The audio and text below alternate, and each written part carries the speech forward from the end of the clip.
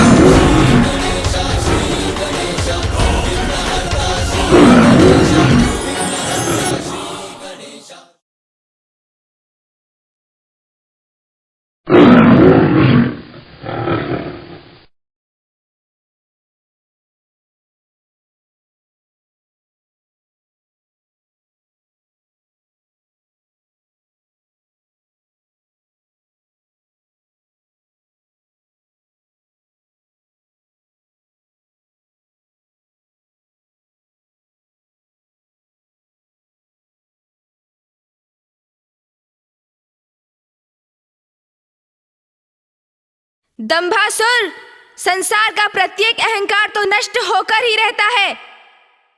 मैं अपने इस स्वरूप में अहंकार का सर्वनाश करता हूँ। सत्य कहा प्रभु, मेरा अहंकार नष्ट हुआ और मैं सत्य को जान पाया। ये आपकी कृपा है प्रभु।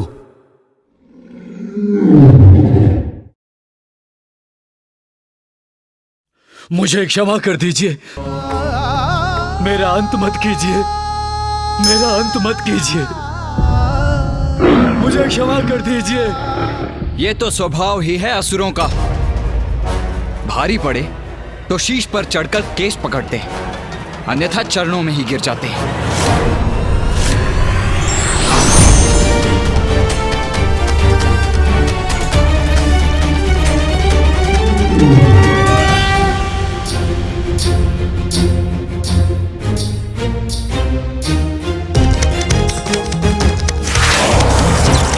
देवताओं द्वारा उत्सर्जित शक्ति अब भी कैलाश की ओर बढ़ रही है। उसे किसी प्रकार से नष्ट करना होगा हमें।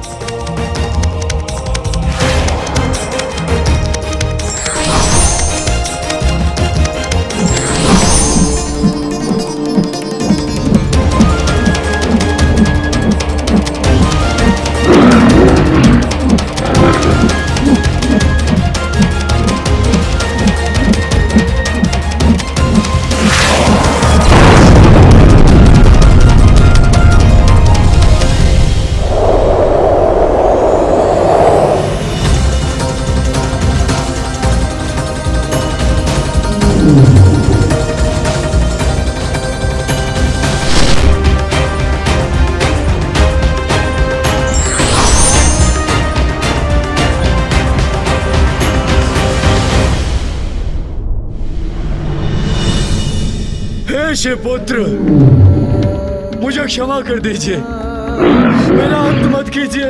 तुम्हारा अंत करने के एक नहीं कई कारण है दंभासुर। स्मरण करो।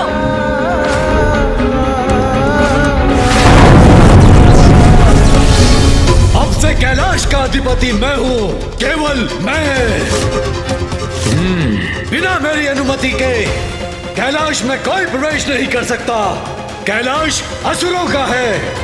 तुम्हारा अपराध अक्षम्य है दंभासुर।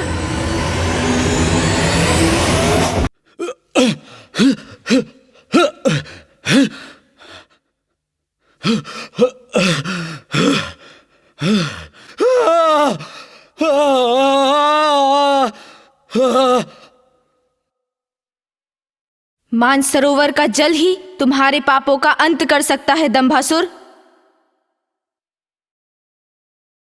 नहीं प्रभु, नहीं नहीं प्रभु, क्षमा क्षमा कर दीजिए प्रभु। मुझे मानसरोवर में मत फेंकिए प्रभु। नहीं प्रभु, नहीं नहीं नहीं नहीं।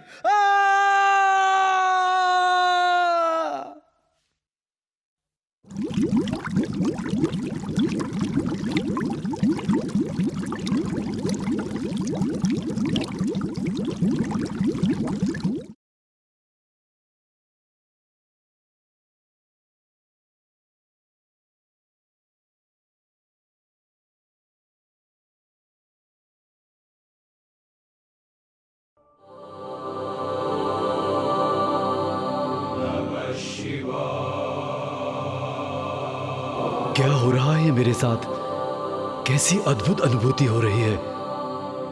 ध्याये नित्यं महेशं रजतगिरिनिभं चारुचन्द्रावसन्तं पद्मासीनं समन्तात् स्तुतममरगणैर्व्याघ्रकृतिं वसानं विश्वाद्यं विश्वबीजं निखिलभयहरं पञ्चवक्त्रं त्रिनेत्रम्।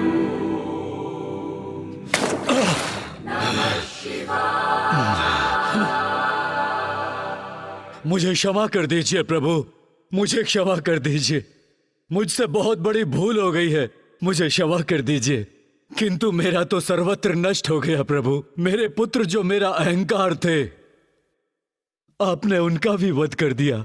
तुमने अपने पुत्रों और अपने अहंकार से कैलाश को हानि पहुंचाने का प्रयास किया और जिसके कारण इतने निर्दोष असुरों का अंत हुआ। और अब उसी अहंकार के कारण तुम्हारा भी अंत होगा दंभासुर। अब अपनी मृत्यु के लिए तत्पर हो जाओ। पुत्र गणेश, क्षमा कर दीजिए प्रभु, क्षमा कर दीजिए।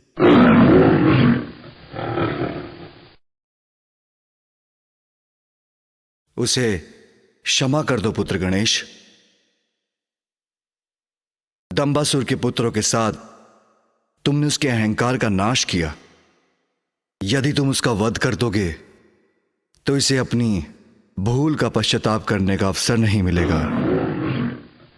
उसे क्षमा कर दो पुत्र। हाँ प्रभु, मुझसे बहुत बड़ी भूल हो गई है, मुझे क्षमा कर दीजिए। प्रभु, आपने अपने वक्रतुंड रूप के दर्शन देकर मुझे कृतार्थ किया। मेरे सारे विकार हर लिए हैं आपने। मेरे सबसे बड़े पाप अहंकार से मुझे मुक्ति दी। अब एक कृपा और कर दीजिए प्रभु, मेरे सारे अपराधों को क्षमा कर मुझे सन्मार्ग पर चलने का अवसर दीजिए।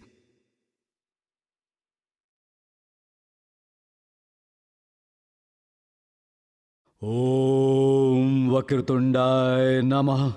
वक्रतुंडावताराश्च देहानं ब्रह्मधारका। ओम वक्रतुंडाय नमः। वक्रतुंडावताराश्च देहानं ब्रह्मधारका। ओम वक्रतुंडाय नमः।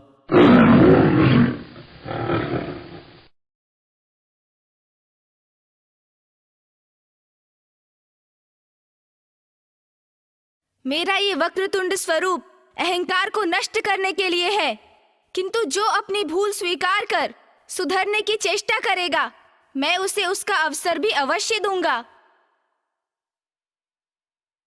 ये तुम्हारा सौभाग्य है कि तुम कभी महादेव के आसन पर स्थित नहीं हुए, अपितु सदैव उनके चरणों में आसन ग्रहण किया और मेरी स्तुति गाकर तुमने मुझे प्रसन्न किया।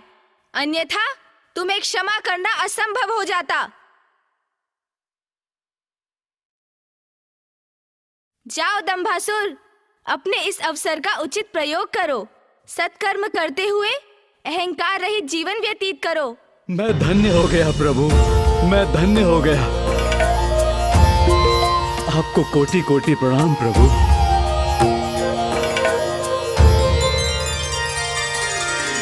आज से मेरा ये वक्रतुंड स्वरूप अहंकार के दमन के प्रतीक के रूप में जाना जाएगा। अहंकार के दमन के प्रतीक के रूप में जाना जाएगा। अहंकार के दमन के प्रतीक के रूप में जाना जाएगा। जय देव जय देव जय देव जय देव जय देव जय देव जय देव जय देव।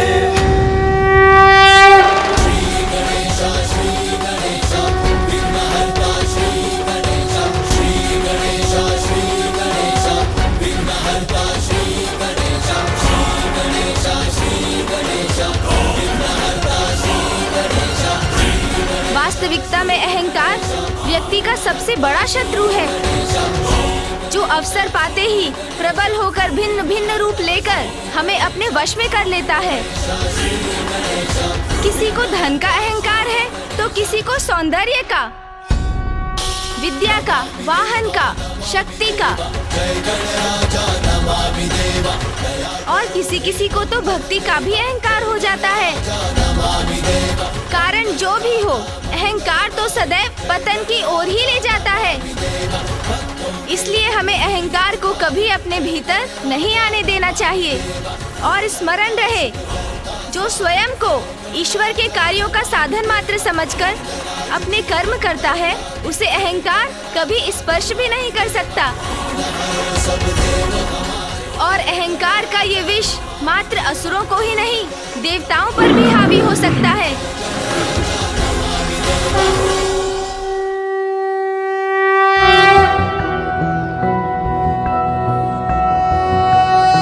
ॐ वक्रतुण्ड महाकाय सूर्यकोटि समप्रभ निर्विघ्नं कुरु मे देव सर्वकार्येषु सर्वदा।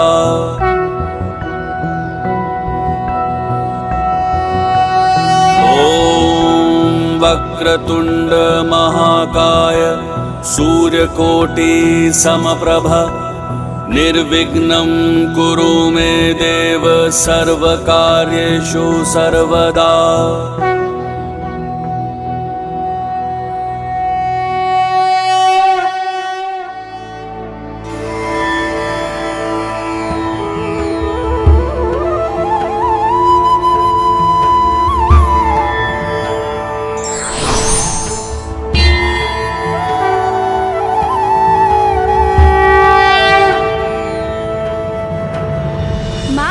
पिताश्री, आपके आशीर्वाद और माँ महामाया के मार्गदर्शन के कारण ही मैं और भैया कैलाश को पुनः सुरक्षित करने में सफल हुए। हाँ पुत्र गणेश, पुत्र कार्तिकेय, मुझे तुम दोनों पर तनिक भी संदेह नहीं था, क्योंकि जो धर्म के सहायक बनकर सत्कर्म करते हैं, अधर्म उनके मार्ग में बाधा अवश्य बन सकता है, किंतु उन्हें रोक नहीं सकता। महादेव, देवी पार्वती, अब हमें आज्ञा दीजिए।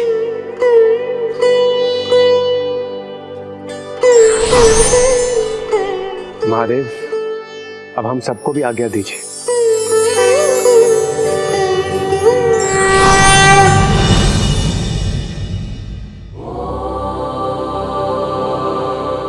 मेरा कैलाश, मेरा भवन, इतने समय से जिस सुख की मैं प्रतीक्षा कर रही थी, वो मुझे आज प्राप्त होगा जब मैं यहाँ प्रवेश करूंगी।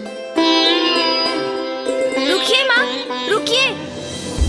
अब गणेश क्यों रोक रहा है मुझे? माँ, इन असुरों ने जो बाधा उत्पन्न की, कदाचित उसके कारण आप ये भी भूल गयी कि आप पिताश्री से पुनर्विवाह करने के बाद कैलाश लौटी हैं। हाँ माँ, और नवविवाहिता तो विधि अनुसार ही गृह में प्रवेश कर सकती है ना। तो आप यहीं रुकिए माँ, तनिक प्रतीक्षा और कीजिए। भैया और मैं अभी आए।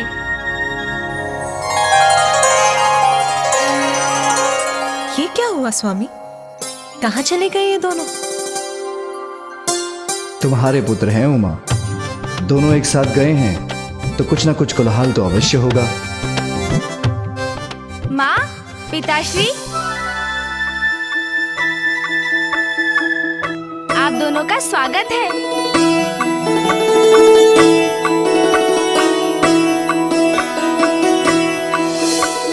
मेरे स्वागत में मेरे पुत्र और गण इतनी सुंदर व्यवस्था करेंगे, मैं तो इसकी कल्पना भी नहीं कर सकती थी।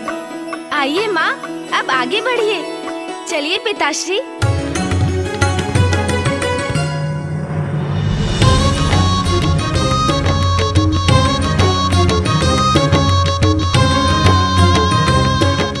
धनेदी, कालती तेदी, अब आप लोग महादेव और माता की आलती प्लालम तलिए।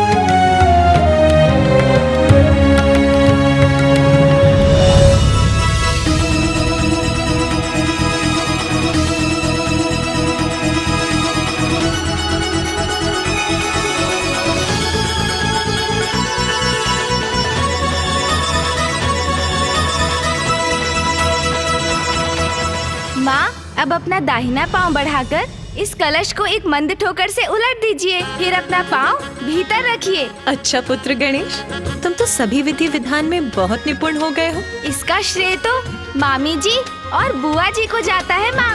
उन्होंने ही मुझे सब कुछ विस्तार से समझाया है। माता,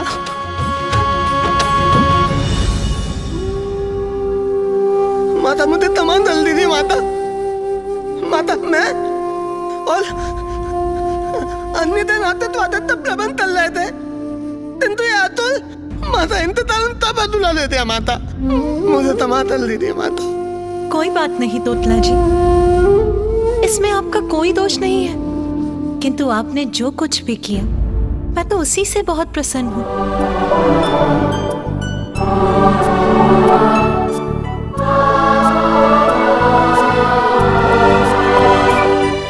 आइए माँ, आइए पिताश्री।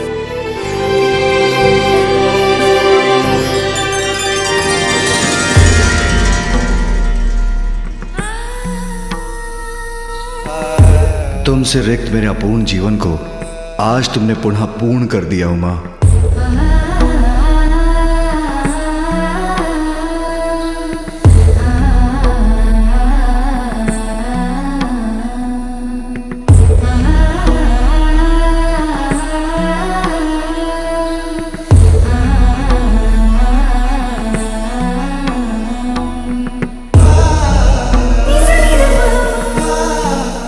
कैलाश लौटकर मुझे इतना आत्मिक सुख मिल रहा है, ऐसा प्रतीत हो रहा है जैसे यहाँ का कण कण मुझे स्नेह से निहार रहा है।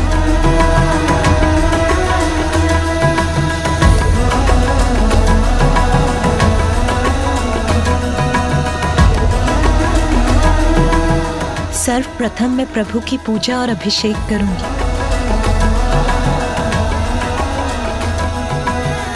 तुमने कैलाश लौटकर मेरे जीवन को पुनः आनंद से परिपूर्ण कर दिया है उमा। नाथ, आनंदित तो मैं हूँ। अब मेरे समस्त कष्ट दूर हुए, पुनः सुखों से भर गया मेरा जीवन। माँ के लौट आने से, हमारे संपूर्ण परिवार के कैलाश में एकत्रित होने से मेरा हृदय तृप्त हो गया। सत्य है, अंत भला तो सब भला।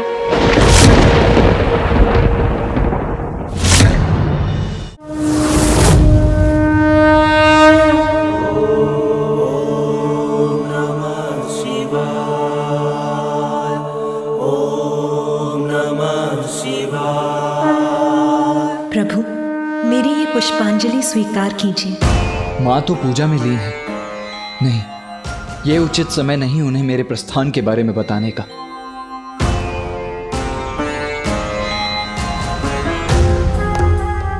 पूर्व में जब माँ से कहा था तो वो क्रुद्ध हो गई थी। अब कैसे उनके समक्ष अपनी बात रखूं मैं?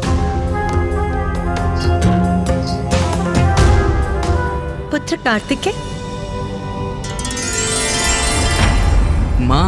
माँ मैं ये कहना चाह रहा था। ये देखो, इसे यहाँ किसने रखा?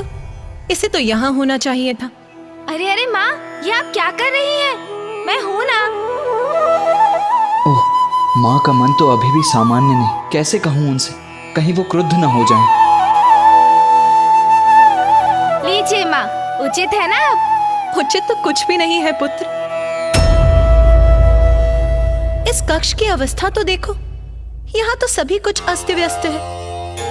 मुझे ज्ञात है पुत्र, मेरी अनुपस्थिति में नंदी और गण सब कुछ व्यवस्थित रखने का प्रयास कर रहे थे, किंतु कोई बात नहीं, अब मैं आ गई हूँ ना, अब मैं सब व्यवस्थित कर दूंगी। हाँ माँ, और इसमें मैं आपकी सहायता करूँगा। और भैया भी है ना? भैया आप भी माँ का हाथ बटाएंगे ना? हाँ गणेश, किंतु माँ वो शुभ कार्य में विलंब क्यों? मुझे अभी प्रारंभ करना चाहिए।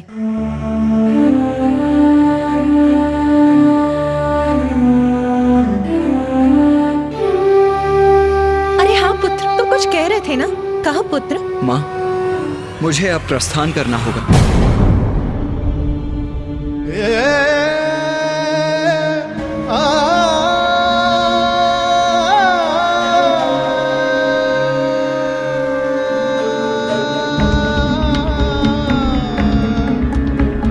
इतनी शीघ्र पुत्र?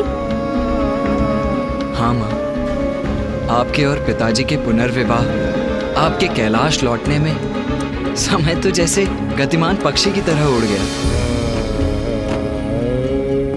अब मुझे अपने स्थान दक्षिण जाना ही होगा माँ। पुत्र, मुझे क्या था, तुम्हारे महत्वपूर्ण कर्तव्य और दायित्व है पुत्र। किंतु पुत्र, अभी तो मुझे तुम्हारे साथ समय बिताने का अवसर ही प्राप्त नहीं हो। बस कुछ और दिवस रुक जाओ पुत्र, कुछ और दिवस। हाँ भैया, मुझे भी आपके साथ क्रीड़ा करने का समय ही कहाँ मिला। कुछ दिवस और रुक जाइए ना। माँ, आपको तो ज्ञात है ना, पिताश्री नियमों का उल्लंघन कदापि स्वीकार नहीं करेंगे और मुझे भी दक्षिण जाकर अपने कर्तव्य का पालन करना है माँ।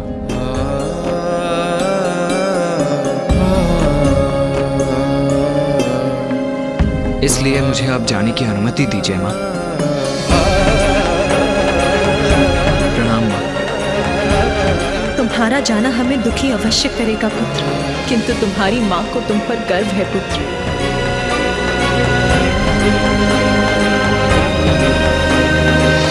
यदि ये अनिवार्य है तो मैं तुम्हें नहीं रोकूंगी पुत्र। जाओ पुत्र,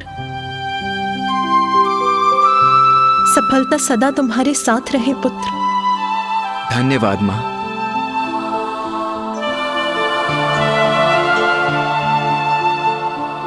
भैया भैया, कुछ दिवस रुकिए ना, बहुत आनंद आएगा। अरे गणेश, विदा लेने का समय आ गया है अनुज। भैया रुक जाइए ना भैया, कृपया रुक जाइए भैया। माँ हूँ, इसीलिए तुम्हारे प्रस्थान का सुनकर हृदय व्याकुल होता, किंतु तुम्हारी कर्तव्य निष्ठा पर गर्व है मुझे पुत्र। अपना, माँ और पिताश्री का ध्यान रखना। भैया। पुत्र कार्तिकेय,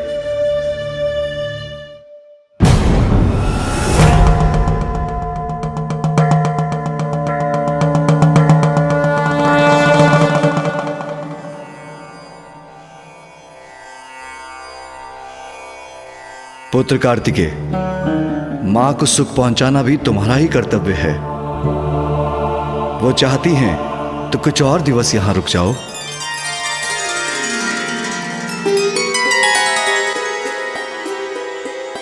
अवश्य पिताजी, जैसी आपकी आज्ञा।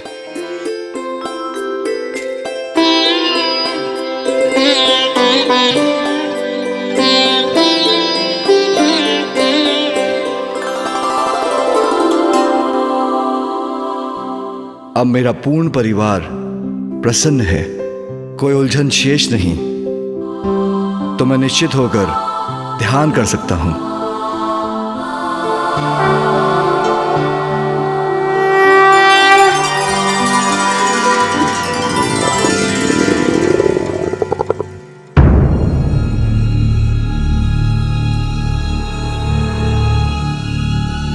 ये ध्वनि कहां से आ रही है?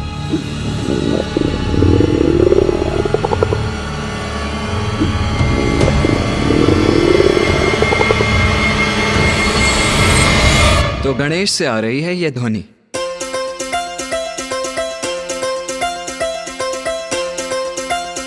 अरे ऐसे विस्मय से क्यों देख रहे हैं आप दोनों मुझे?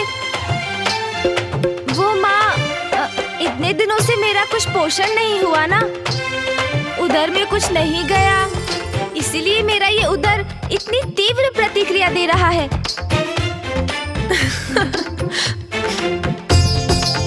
चिंता मत करो पुत्र, अब मैं आ गई हूँ ना, अब मैं तुम्हें तुम्हारे सभी प्रिय व्यंजन अपने हाथों से बनाकर खिलाऊंगी। माँ के हाथ से व्यंजन, उसकी तो कल्पना से ही मेरे मुख में पानी आ गया। उचित है माँ, उचित है, सर्वथा उचित है।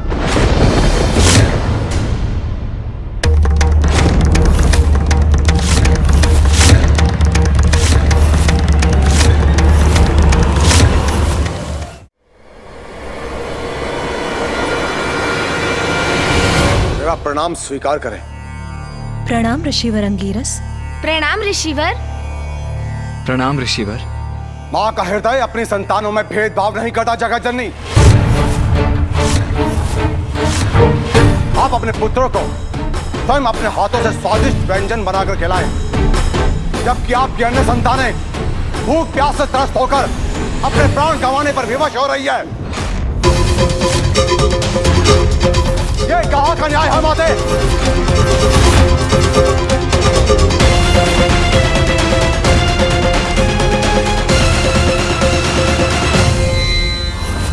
ऋषि अंगीरस, ये आप क्या कह रहे हैं? उचित ही तो कह रहा हूं माता।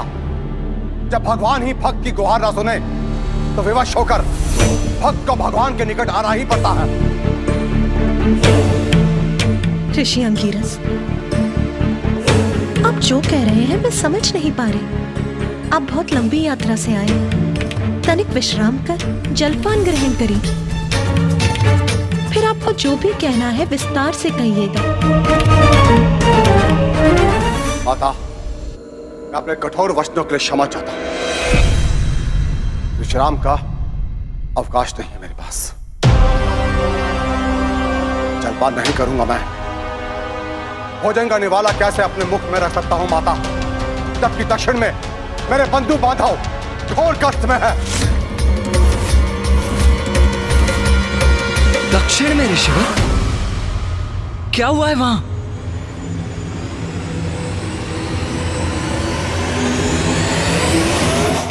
रक्षा कीजिए, रक्षा कीजिए, कोई हमारी रक्षा कीजिए।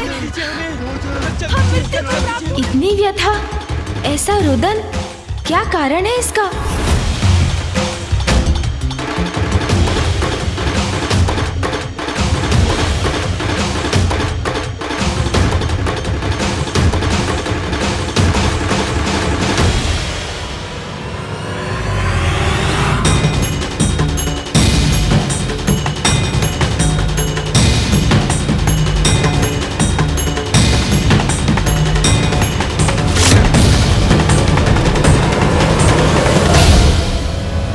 हे महादेव, पानी पानी अपनी संतानों का दुख देखा नहीं जाता। खाने के लिए एक अन्न का दाना भी नहीं है। प्रभु कुछ कीजिए प्रभु, बच्चे भूख से विलख रहे हैं, कुछ कीजिए प्रभु। पानी प्रभु, पानी।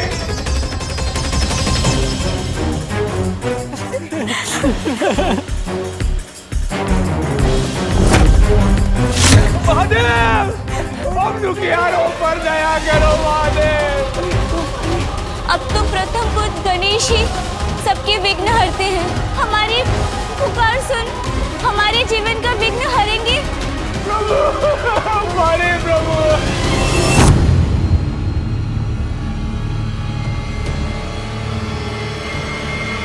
वहाँ तो भीषण अकाल पड़ा है।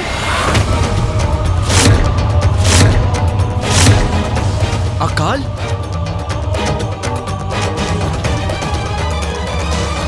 असंख्य निर्दोष जीवन इस भयंकर अकाल की भेंट चढ़ चुके हैं गणेश जी। और जो शेष रह गए हैं उन्हीं के लिए मैं यहाँ पर आया हूँ। महादेव ने माँ गंगा को अपनी जटाओं से मुक्त किया था। अब तो वही एक आस है कि वो मेरी गुहार सुन ले और पुनः माँ गंगा को अकाल से पीड़ित धरती पर प्रभावित होने की अनुमति दे। कदाचित ये उचित समाधान नहीं है ऋषिवर। माँ गंगा के प्रचंड वेग से तो और विनाश हो सकता है। गणेश, वर्षा करवाने का दायित्व तो देवराज इंद्र का है ना? तो तुम उन्हें बुलाकर क्यों नहीं पूछ लेते कि वो वहाँ वर्षा क्यों नहीं करवा रहे हैं? हाँ पुत्र गणेश, यही उचित रहेगा। ऋषिवर, आप निश्चिंत रहिए, मैं इस समस्या का समाधान शीघ्र ढूंढूंगा। और जो जीवन अकाल से त्रस्त हैं, वो जब तक भोजन नहीं पाते तब तक मैं भी भोजन का एक निवाला भी ग्रहण नहीं करूंगा। ये मेरा प्रण है, ये मेरा प्रण है, ये मेरा प्रण है।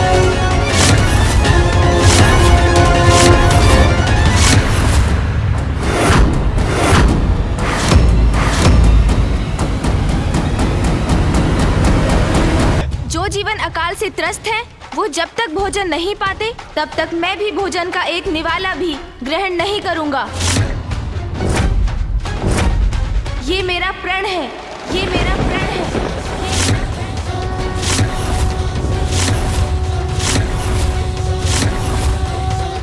ये कैसा प्रण ले लिया गणेश ने? इतना बड़ा त्याग करेगा गणेश? देवराज इंद्र को शीघ्र ही संदेश भेजना होगा।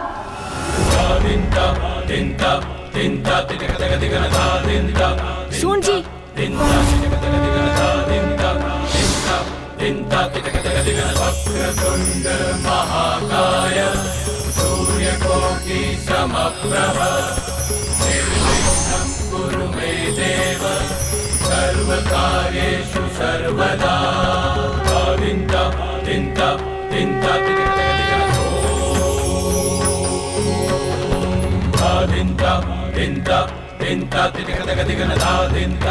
जाओ, शीघ्र देवराज इंद्र को मेरा संदेश पहुंचाओ।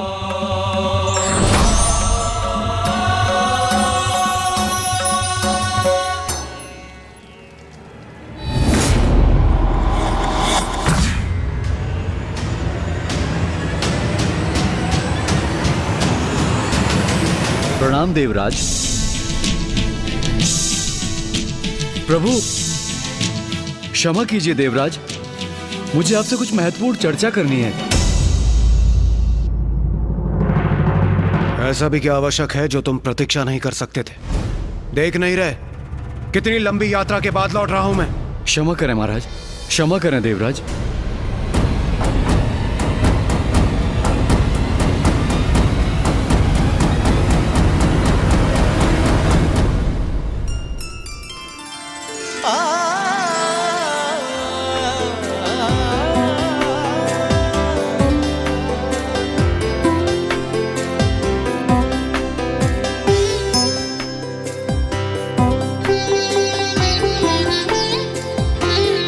स्वामी,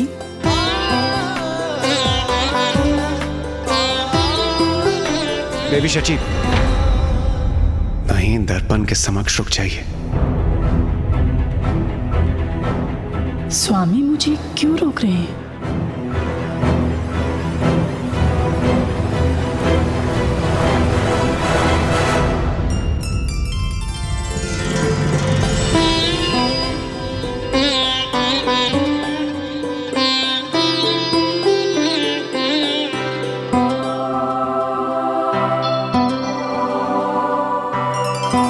कितना समय बीत गया है ना आपके इस अनुपम सौंदर्य को निहारे।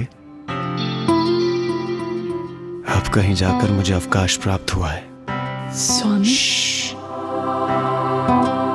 मुझे इस सुख का आनंद लेने दीजिए प्रिय। अति सुंदर। स्वामी, आपने तो मुझे महादेव और देवी पार्वती के विवाह पर देखा था ना?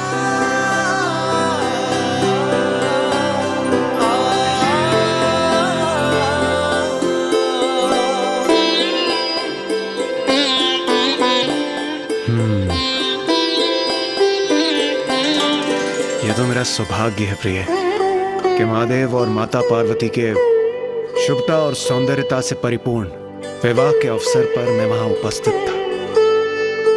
किंतु वर पक्ष के सदस्य होने कारण मेरे इतने सारे दायित्व थे कि मेरा ध्यान बस उन्हीं में था। ये क्या कह रहे हैं आप स्वामी? देवराज के दायित्व तो व्यक्तिगत दायित्वों से कहीं ऊपर है। देवराज के पद के दायित्वों का इतना भार है मुझ पर कि कभी कभी मैं सोचता हूँ स्वयं के लिए मेरे पास तनिक भी समय नहीं है। एक दायित्व पूर्ण होता नहीं कि दूसरा दायित्व प्रारंभ हो जाता है। सोचता हूँ क्या देवराज का पद मैंने इसीलिए स्वीकार किया था। स्वामी, ऊंचे पद के उत्तरदायित्व भी बड़े होते हैं। ये तो आपका सौभाग्य है कि आप देवराज के इस पद पर आसीन हैं। देवी शची, बस कीजिए।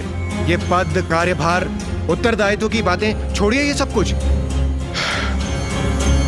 वैसे भी इतने समय बाद तो मुझे समय मिलेगा कुछ विश्राम और मनोविनोद करने का। इसे यूं ही गंवाना उचित नहीं होगा प्रिय।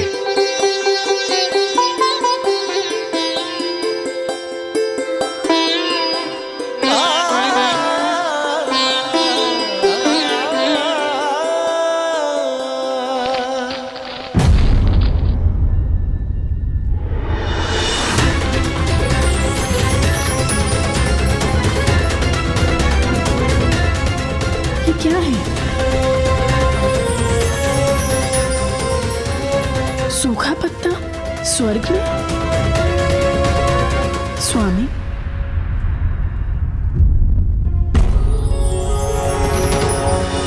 अवश्य किसी का संदेश है इस पर। अभी देखता हूं।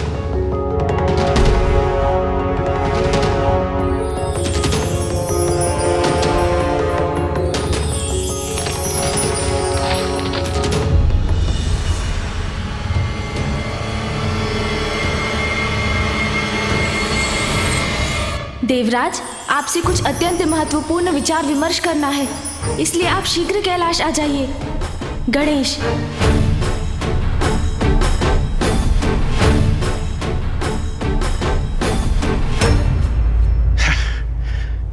अभी अभी तो आया हूं और अभी चला जाऊं? स्वामी,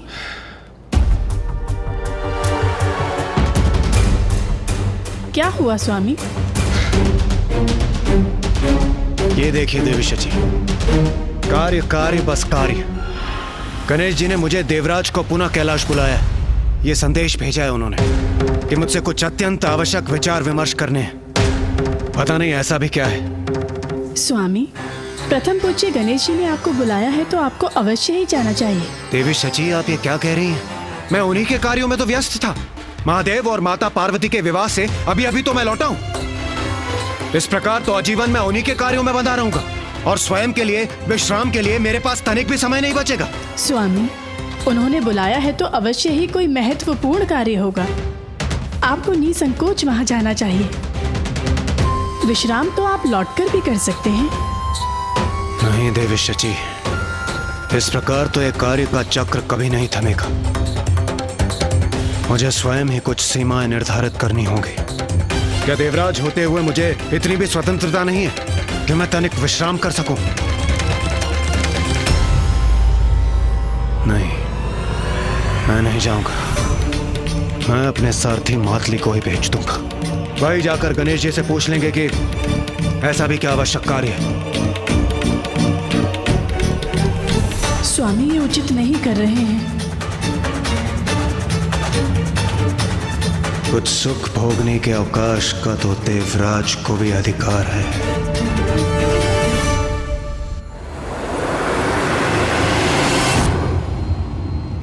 प्रणाम प्रथम पूज्य गणेश जी। प्रणाम कुमार कार्तिकेय। मैं देवराज इंद्र का सारथी मातली हूं। उन्हीं के आदेश अनुसार आपके समक्ष उपस्थित हुआ हूं। आप अकेले आए हैं? देवराज स्वयं नहीं आए? जी नहीं, वो बहुत थके हुए थे।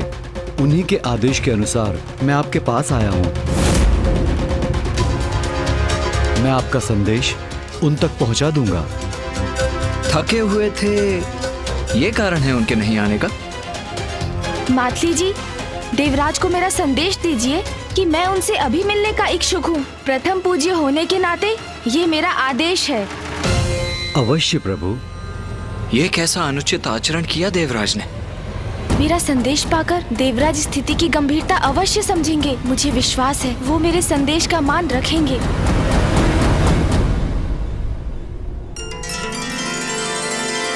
आहा, अद्भुत। आज तो आपके हाथों से परोसा भोजन भी अत्यंत स्वादिष्ट प्रतीत होता है। स्वामी,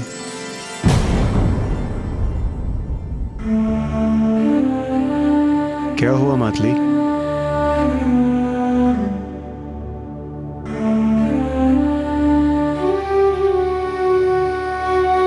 देवराज को मेरा संदेश दीजिए कि मैं उनसे अभी मिलने का इच्छुक हूँ। प्रथम पूज्य होने के नाते ये मेरा आदेश है। स्वामी को गणेश जी के आदेश की अवहेलना नहीं करनी चाहिए।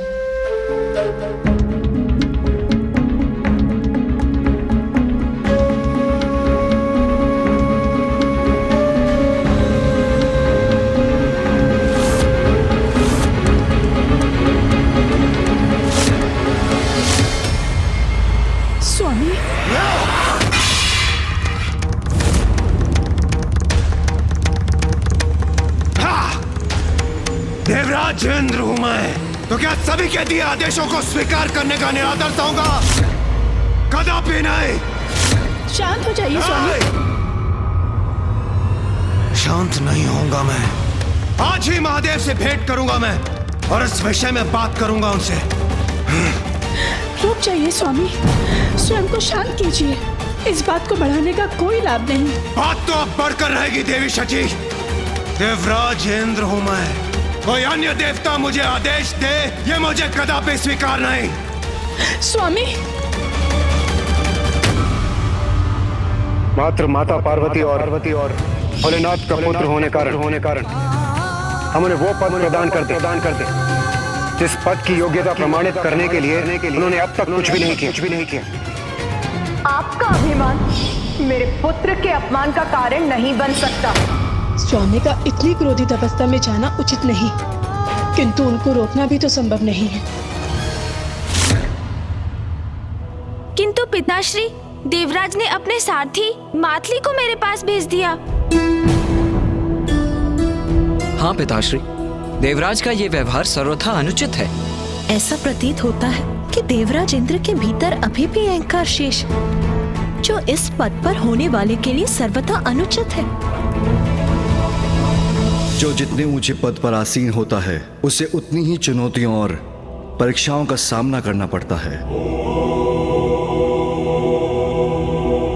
अब देवराज इंद्र की भी एक कठिन परीक्षा का समय आ गया है।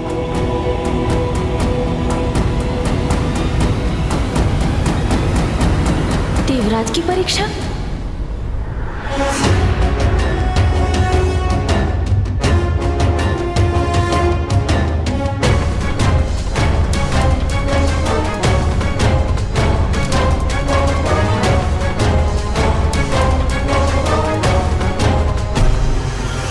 आपका कल्याण हो इंद्रदेव।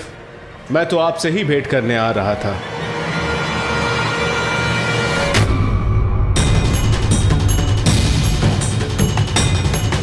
ये क्या, देवराज ने मुझे देखा तक नहीं? देवराज सुनिए। देवराज। देवगुरु बृहस्पति। क्या हुआ देवी सची? देवराज इंद्र इतने आवेश में गए कि उन्होंने मुझे अनदेखा कर दिया, और आप इतने व्याकुल हैं। गणेश जी ने उन्हें अपने यहाँ बुलाया था।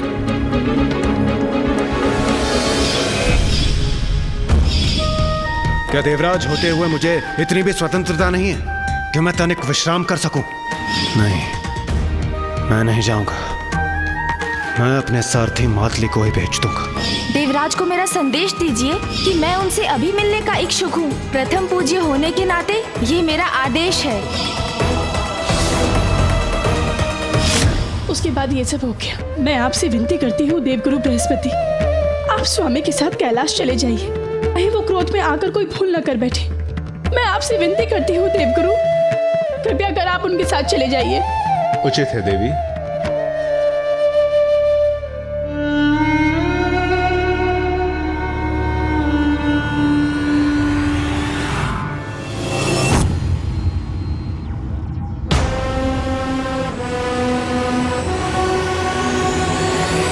देवराज हूं मैं, तो क्या बस आदेशों को स्वीकार करने का पात्र हूं? कदापि नहीं।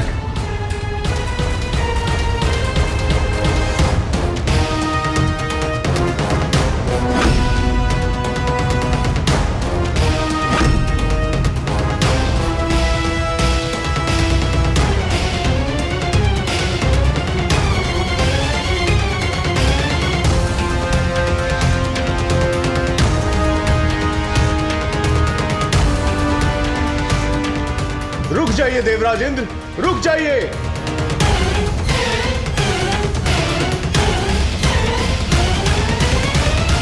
देवराज रुकिए। देवराज रुकिए। स्वयं को शांत कीजिए देवराज। इतना आवेग उचित नहीं है। देवगुरु, मेरे मन में आपके प्रति अत्यंत श्रद्धा है और मैं आपका अपमान नहीं करना चाहता। यदि आप मेरे साथ चलने के लिए उत्सुक हैं तो चलिए, किंतु मुझे रोकने का प्रयास मत कीजिए। और आप वहां होंगे तो मेरे और महादेव के बीच होने वाले निर्णायक संवाद, उसके आप साक्षी होंगे।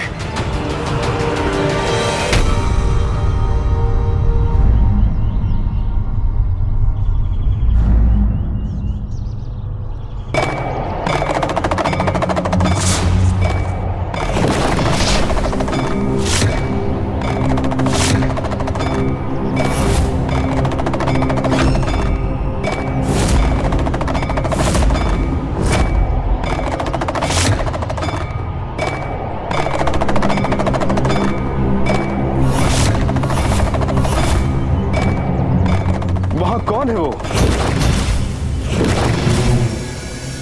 कैलाश के मार्ग में और कौन होंगे देवगुरु? अघोरी होंगे ना?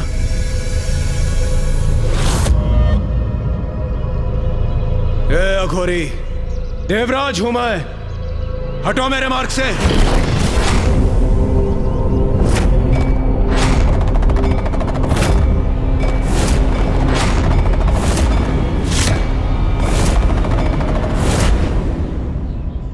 लगता है तुमने सुना नहीं। शांत हो जाइए इंद्रदेव, मुझे बात करने दीजिए। समझाइए इस दुष्ट अघोरी को, बताइए इसे कौन हूं मैं।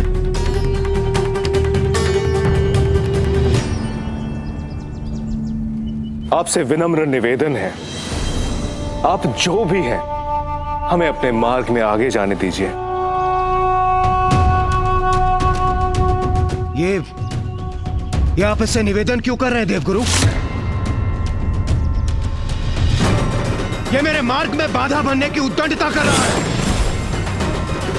हे अघोरी, तुम जानते नहीं हो मैं कौन हूं। प्रतीत होता है तुमने मेरा परिचय ठीक से सुना नहीं। इंद्र हूं मैं, देवराज इंद्र। हट जाओ मेरे मार्ग से, अन्यथा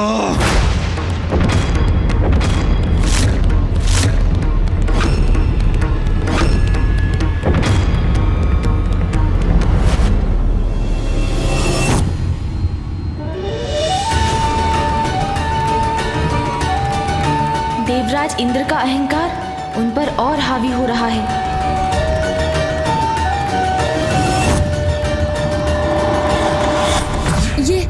ये क्या कर रहे हैं देवराज स्वामी? इसका क्या परिणाम होगा?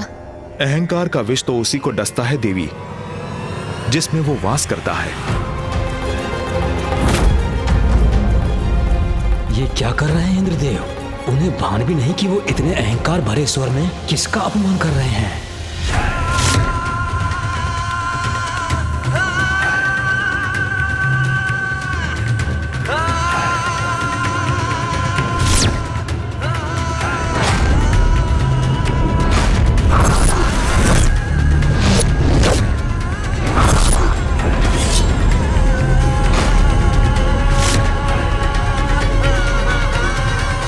शक्ति नहीं है क्या? हट जाओ मेरे मार्ग से और जाकर कह दो प्रथम पूज्य गणेश जी से, देवराज इंद्र पधारे हैं, देवराज इंद्र पधारे हैं, देवराज इंद्र पधारे हैं, देवराज इंद्र पधारे हैं।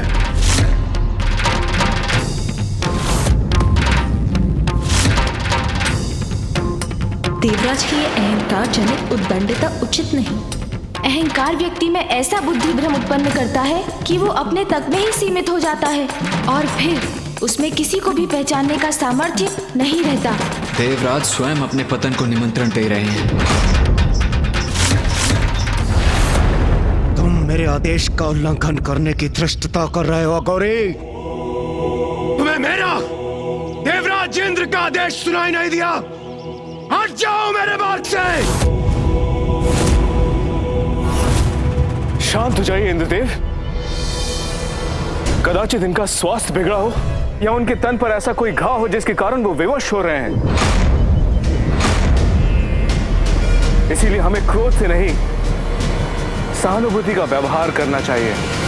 यदि स्वास्थ्य ठीक नहीं है या फिर कोई घाव है तो किसी वैद्य के पास जाना चाहिए। यहाँ मार्ग पर बाधा बनकर क्या ये स्वस्थ हो जाएंगे? इंद्रदेव, ये कैलाश का मार्ग है, यहाँ महादेव के अनेकों भक्त अघोरी, भूत, प्रेत, दक्ष, यक्ष, गंधर्व, देवता, पशु पक्षी सभी उनके दर्शन के लिए आते हैं और जब वो चलते चलते थक जाते हैं तो थोड़ा विश्राम कर लेते हैं। महादेव के निवास कैलाश के इस मार्ग पर यदि आपने महादेव के भक्त के साथ दुर्व्यवहार किया तो कहीं महादेव आपसे कुपित न हो जाए। वाह देवगुरु बृहस्पति, वाह! आपके मुख से भी मुझे यही वचन सुनने को मिले। महादेव का भक्त, महादेव के नियम, महादेव क्रोधित हो जाएंगे, महादेव महादेव महादेव महादेव, ये सुन सुनकर थक चुका हूं मैं। कदाचित आपको ये स्मरण करने की आवश्यकता है, मैं देवराज यहाँ आने पर विवश क्यों हुआ। महादेव पुत्र के आदेश की मर्यादा रखने के लिए ना, अन्यथा मैं भी इस अघोरी के समान विश्राम कर रहा होता, किंतु यहाँ मार्ग में बाधा बनकर नहीं, अपने भवन में। इंद्रदेव, महादेव का अपमान उचित नहीं। स्मरण तो आपको रखना चाहिए। विपत्ति जब आती है मति मारी जाती है। जब देखो कैलाश का ही कोई कार्य करने पर विवश रहता हूं मैं। पहले महादेव मुझे बुला लेते थे और मुझे आना पड़ता था, और अब उनके पुत्र प्रथम पूज्य बनकर अपने आदेशों का पालन करवा रहे हैं मुझसे। और यहाँ यह अघोरी मेरे मार्ग में पड़ा है। यदि उनके भक्त थकते हैं तो महादेव को अपने भक्तों के लिए विश्राम स्थल बनाना चाहिए। उनके भक्तों की विश्राम की चिंता करना मेरा दायित्व नहीं है। ए अघोरी, तुम जो भी हो, चलो उठो यहां से।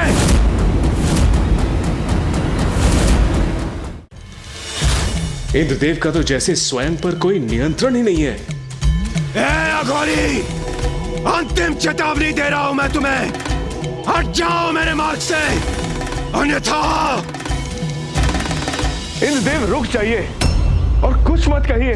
क्रोध में हैं आप, और क्रोध में कहे वचन सदा अनिष्ट करते हैं। देवगुरु, मुझे रोकने के स्थान पर आप स्वयं अपने पैर से ठोकर मारकर इस दुष्ट को मेरे मार्ग से क्यों नहीं हटाते? इंद्रदेव, ये कैलाश का मार्ग है और यहाँ कुछ भी अकारण नहीं होता। यदि वो अघोरी यहाँ है तो उसके यहाँ होने का अवश्य कोई कारण होगा।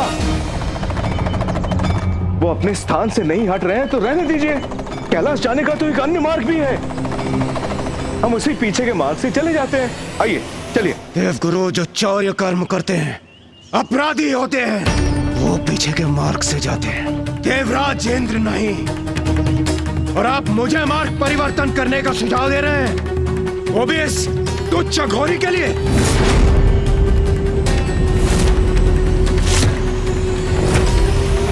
ये आप क्या कह रहे हैं देवराज इंद्र? कैलाश जाने के सभी मार्ग भगवान शिव महादेव तक ही ले जाते हैं।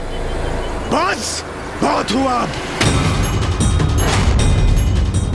इतना कठोर स्वर, इतने रूखे वचन, ये क्या हुआ है इंद्रदेव को? देवगुरु, आप भी इस दुष्ट अघोरी की तरह मेरे मार्ग की बाधा बन रहे हैं, इसलिए आप एक और हो जाइए और मुझे स्वयं निपटने दीजिए इस तुच्छ अघोरी से।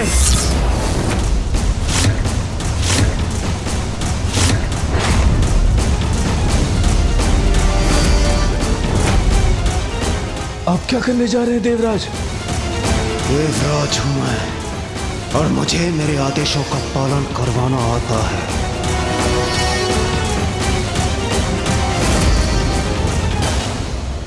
इंद्रदेव देवगुरु बृहस्पति से ऐसे अपमानजनक वचन कैसे बोल सकते हैं? जिसका विवेक उसका साथ छोड़ चुका हो, गुरु का अपमान करने का अनुचित व्यवहार तो वही कर सकता है। जब अहंकार किसी पर छाता है तो वो सम्मान और अपमान का भेद भूल जाता है। ये इंद्रदेव नहीं, उनके अहंकार का स्वर है। सुनने की शक्ति से रिक्त हो या फिर बहुत बड़े अहंकारी हो।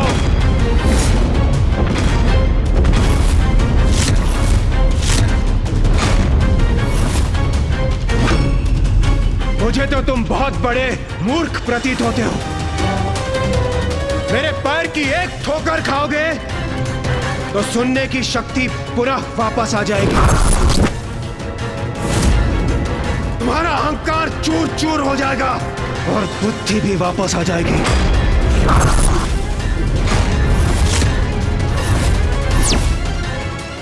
कहीं देवराज जो कह रहे हैं वो कर ही न दे।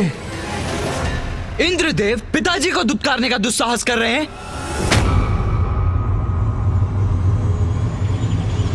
इतनी प्रभावी है तुम्हारी ठोकर तो स्वयं को ठोकर दे लो। कदाचित तुम्हारी मूर्खता का अंत हो जाएगा। तुम्हारी ठोकर से तुम्हारा कुछ भला हो जाए। ऐसे वचन नहीं, ये कोई साधारण अघोरी नहीं है।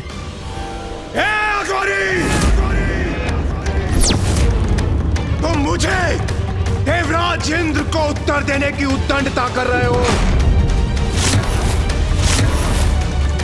तुम्हारी इस उद्दंडता का उचित पाठ सिखाऊंगा मैं तुम्हें। ऐसी ठोकर मारूंगा कि कैलाश से निकलकर सीधे शमशान में जाकर गिरोगे।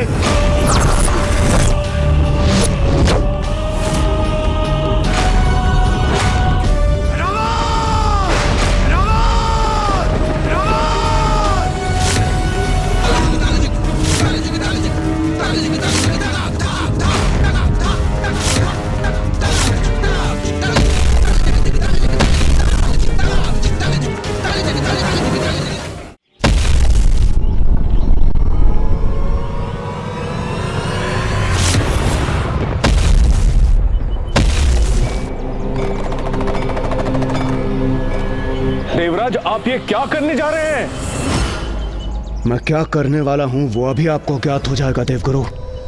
एक बार मेरे एरावत को आ जाने दीजिए।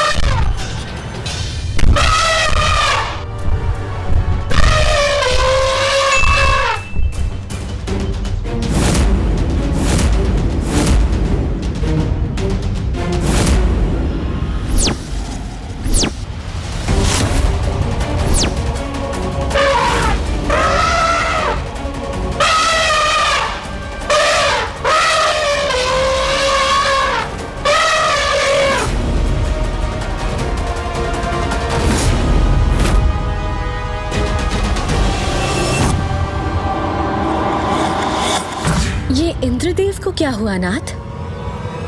वही जो नहीं होना चाहिए था, अहंकार। इंद्रदेव के अहंकार का अवश्य ही भयंकर परिणाम होगा। हटाओ इस अघोरी को मेरे मार्ग से, अभी और इसी क्षण।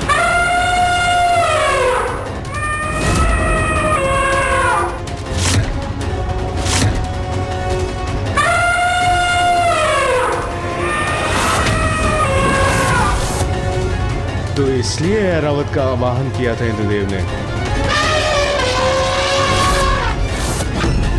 इस परीक्षा में तो असफल होते ही प्रतीत हो रहे हैं इंद्रदेव। ऐरावत, कुछ लो या ठोकर मारो, किंतु हटाओ इस अघोरी को मेरे मार्ग से, ये मेरा आदेश है।